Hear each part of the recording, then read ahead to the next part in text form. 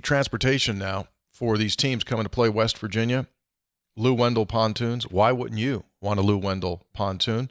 They are, and this is all kidding aside, the premier pontoon boat dealer in the great state of West Virginia. They sell Avalon pontoon boats, which are manufactured 100% here in the United States. And besides pontoons, hey, man, they've been in business for nearly 50 years. They got other kinds of ocean craft. How about the Gator Tough John series, the G3s, those G3 John boats? They're super, super nice. Look at that bad boy right there if you're watching in at home. I mean, that's a boat that'll take you places. Mm-hmm. Absolutely. Take you places. Fishing. Visit Lou Wendell Marine Sales. If you want to go to the bricks and mortar location, that is located in St. Albans, you can visit them at LouWendellMarineSales.com. That's LouWendellMarineSales.com. Pre-game meal for every team that comes in Morgantown are Tudor's Biscuits. More on that. I don't think that's right. Nah, I mean, we got a crack staff out there of researchers. They're getting to get back to us on that, but we'll talk more about that. Did you not bring one in today? You're hungry? Yeah. I'm sorry. I know that surprises you. I did not have time. You're all with your food management. Wow. It's show 580. 576.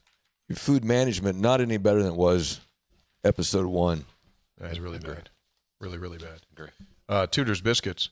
They are expanding the franchises. You know, there's over 74 locations. That's a lot of biscuits. It is. That's a lot of flour, a lot of biscuits, a lot of ham, eggs, a lot of eggs, buttermilk. And if you're interested in joining the Tudor's Biscuit World family, you can check them out.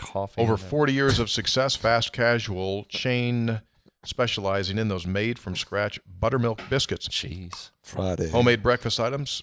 Thousands of daily customers across 4 states. If you're interested, contact Tudor's Biscuit World. You ready? It is time. We've promoted it. Rolls right through. Let's just, I'm not even listening to you guys. Well, that's something new. Yeah, this is shocking. I'm just going to do my own thing. So I checked the numbers.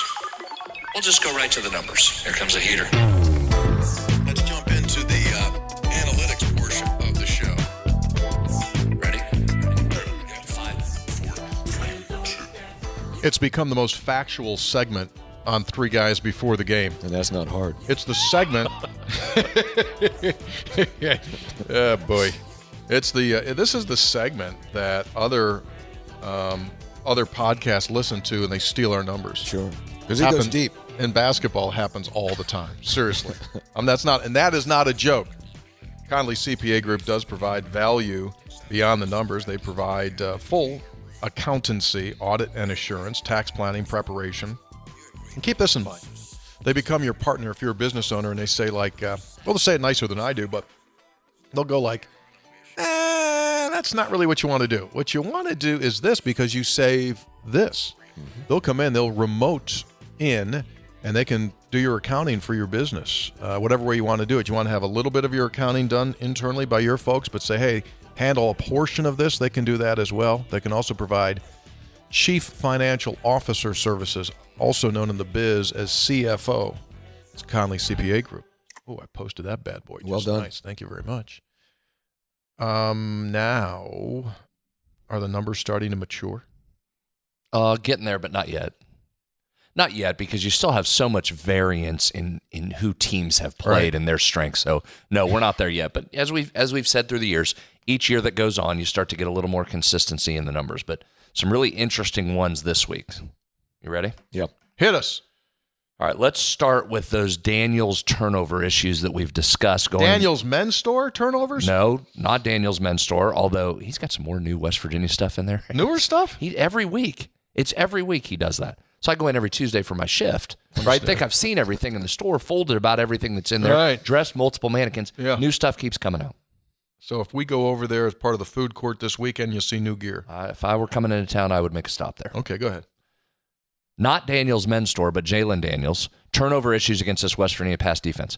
There's only one player in the country that's thrown more picks than Jalen Daniels. Really? Wow. It's incredible. As a team, Kansas has 2 or more turnovers in 5 of its last 6 games. Going back to last year, right? West Virginia's pass defense, I think I have this right, 8 touchdowns allowed, no picks. That's not good. 8 passing touchdowns, no picks. Does that sound right? Yes, that's correct. Okay, so let's talk about this Kansas passing game because I know what West Virginia fans are saying. I assume I know what they're saying because I'm saying it, Hoppy. Okay. I would have preferred Daniels not have 3 picks in each of the last 2 games. Right, spread it out. Right, would have preferred he come into this game and throw a couple picks because now you're going, oh, is this when he's going to get right? You don't like that. Their offense, though, is trying to protect him some. And again, we've talked about the change in offensive coordinator. So they're in essence running the same scheme, but it's a different dude. Andy Kotelnicki, we've said his name more on this podcast than we've said Neil Brown. Andy Kotelnicki, Hop at Penn State, right? Was at Kansas. Now enter Jeff Grimes. But here's what's interesting. They have their lowest air yards per attempt since at least 2016 in terms of throwing the ball down the field. Yards per attempt for Daniels right now, 6.4, which is last in the Big 12. Yeah. So they're not taking shots down the field, and part of that's because when they have, those have turned into picks. So you look at those numbers plus the interceptions, and that's telling me they don't have a ton of confidence in their passing game right now. Daniels had a stretch, did include some drops against Vegas. It was a 1 of 10 passing stretch, one completion, 10 attempts. Side note, he has 3 fumbles as well.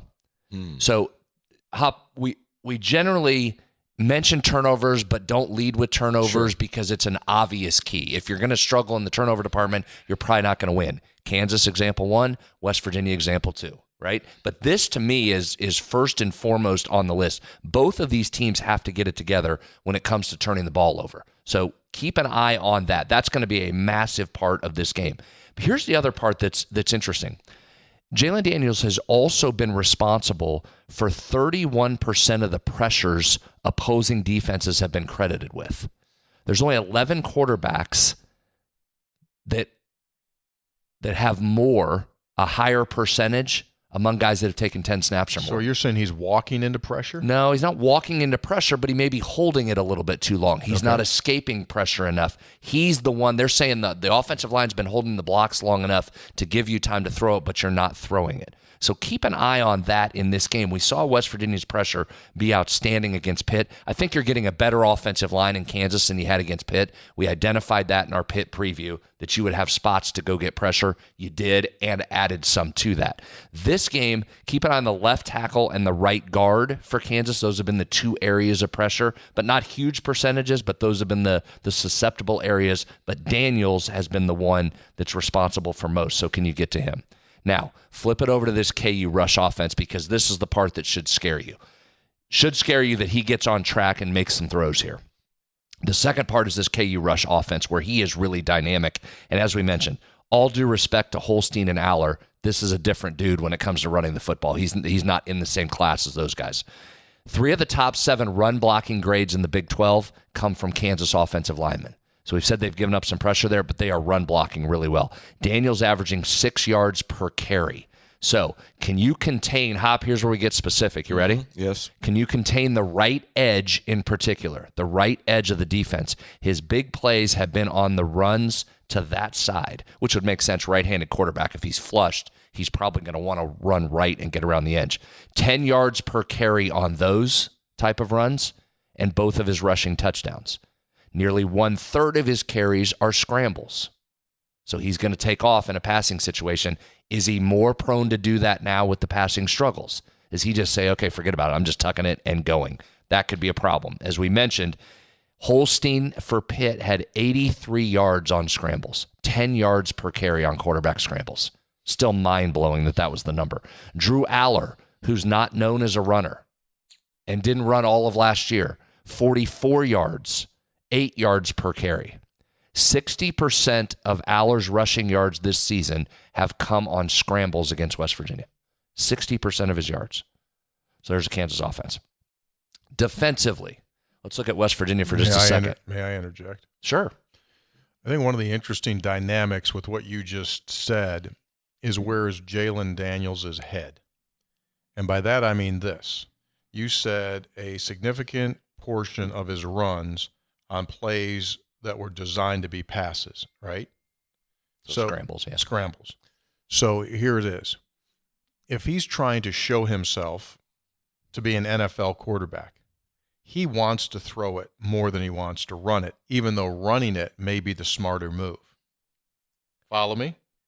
So the balance and the battle that goes on internally is If it's a called pass, does he want to show that he can complete the pass, or does he play selflessly and say, I'm better off to scoot and go? That's a big part of this. Tony, I hear you, and that's a valid point. I would be less worried about his head and just more worried about his feet.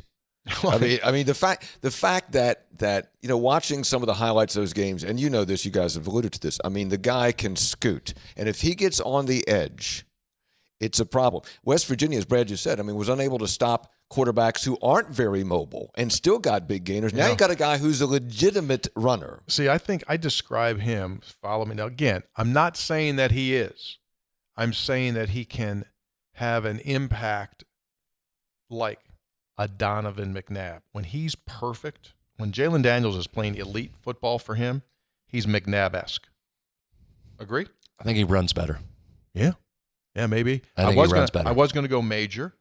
A little. I mean, he's got major ability. Again, if he's throwing the ball well, he's got that same kind of dynamic ability just to kill your defense and deflate your defense by making plays that weren't designed to be runs. It's a fascinating X and O matchup, though, too, because if you're Kansas, what do you say here is you always want to attack what the other team doesn't do well. West Virginia's not covering the pass well, but you're not throwing it well. West Virginia stopped the run pretty well. You run it pretty well. Like, what do they want to do here? Devin Neal, we haven't talked about him. Yeah. We'll spend some more time on him. I mean, he's fantastic, right? One of the best backs in this league, one of the better ones in the nation. So Devin Neal's somebody you've got to contend with. But West Virginia's been pretty good against the run so far, including against two studs from Penn State. Singleton got loose for that big giant run, but you managed, other than that, to hold him in check. Reed, you handled him in check last week against Pitt, so you've done pretty well in that area. So how does Kansas decide to react?